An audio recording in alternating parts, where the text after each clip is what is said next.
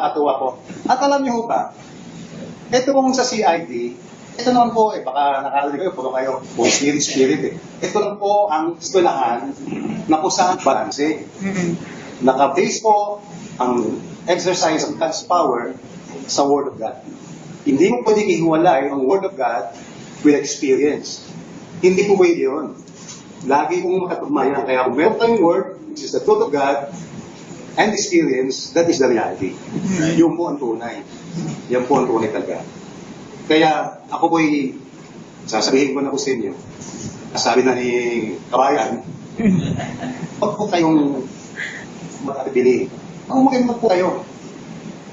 Kasi halaga nalig yung mga testimony, buhay-buhay. Yes. Kasama ko kayo makakarinig na sabi ni Pastor John, dumadaloy na buhay na patis na nag-aalab. Amen.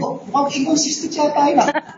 Yung tubig, tsaka nag-aalab, nag-aaboy, parang hindi. At pwede pala, sapagkat yan ang power of God. Amen. Diba? Amen. Yung mga signs and wonders, Yes. pwede. Yes. Oh. Kaya naman kasi yan, yung apoy na yan, pag inapoyan kayo ng Holy Spirit, yan,